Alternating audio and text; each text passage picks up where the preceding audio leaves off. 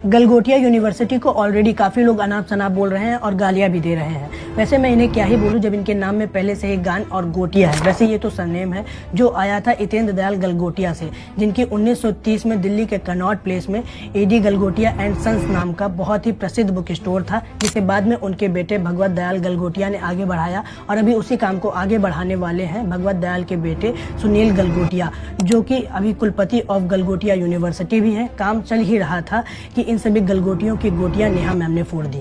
हुआ कुछ यूँ कि दिल्ली में अभी एक इंडिया एआई इम्पैक्ट समिट 2026 हुआ है, जिसमें आईआईटी से लेकर Chandigarh university, MIT university, Abdul Kalam technical university से लेकर लवली प्रोफेशनल यूनिवर्सिटी जैसी देश विदेश की तमाम टेक्निकल यूनिवर्सिटीज अपना एआई प्रोजेक्ट लेकर आई थी, जिसमें गलगोटिया यूनिवर्सिटी भी शामिल थी। जिसमें गलगोटिया वाले कई फर्जी पेटेंट के अलावा अपने साथ एक एआई डॉग भी लेकर आए थे, जिसको उन्होंने नाम दिया था ओरायन, जिसको लेकर professor of communication and head of department Neha ma'am बड़े गर्व के साथ कह रही थी कि इस डॉग की मैन्युफैक्चरिंग से लेकर प्रोग्रामिंग तक सब कुछ गलगोटिया यूनिवर्सिटी ने ही किया है। जब वीडियो वायरल हुई, लोगों ने फैक्ट चेक किया, तब पता चला कि ये तो चाइनीज माल है, जिसे यूनिटरी रोबोटिक्स नाम की एक कंपनी ने बनाया है और वो यूनिटरी रोबोटिक्स का गो टू मॉडल है, जिसे इंडिया में भी 2-4 लाख रुपए में खरीदा जा सकता है। जब इस बात से गलगोटिया यूनिवर्सिटी वाले और नेहा मैम एक्सपोज हो जाती हैं, तब यहाँ पर नेहा मैम की कम्युनिकेशन स्किल देखने को मिलती है।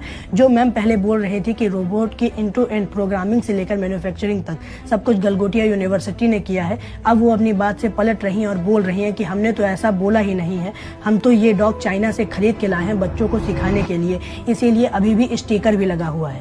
अब बात आती है झूठ, ये वो यूनिवर्सिटी बोल रही है जिसे हमारे देश में भारत की टॉप यूनिवर्सिटी में रखा गया है, जिस पर समय समय पर फर्जी प्लेसमेंट रिकॉर्ड दिखाना, फर्जी पेटेंट फाइल करना, भारी फीस वसूलना, हॉस्टल कुप्रबंध जैसे आरोप लगते रहते हैं। पढ़ाई को लेकर केवल एक ही आदमी फेमस है, वो भी किसी और काम में। अभी पढ़ाई की बात आ गई है तो एक और बात याद दिला देता हूँ, ये वही गलगोटिया यूनिवर्सिटी है जिसके बच्चे 2024 के लोकसभा चुनाव के दौरान कांग्रेस के मुख्यालय के सामने अर्बन नक्सल के विरोध में प्रदर्शन कर रहे थे। जब पत्रकारों ने प्रदर्शनकारियों से उनके नारों के मतलब पूछे, तब उसमें से कई छात्र तो अपने पोस्टर पर लिखे शब्दों को नहीं पढ़ पा रहे थे। उसी में से एक छात्र ने अर्बन नक्सलिज्म को अर्बन मैक्सवेल पढ़ा था।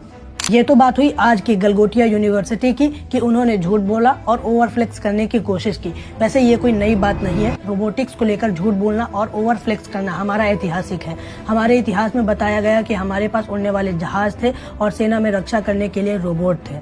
राजा भोज के प्राचीन ग्रंथ सम्रांगण सूत्रधार में स्वयंवाहक मतलब कि ऑटोमेटिक रोबोट को बताया गया है, जिसको लेकर भारत में आज भी अलग अलग मंचों पर वैदिक साइबरनेटिक्स और वैदिक रोबोटिक्स के नाम पर परोसते हैं।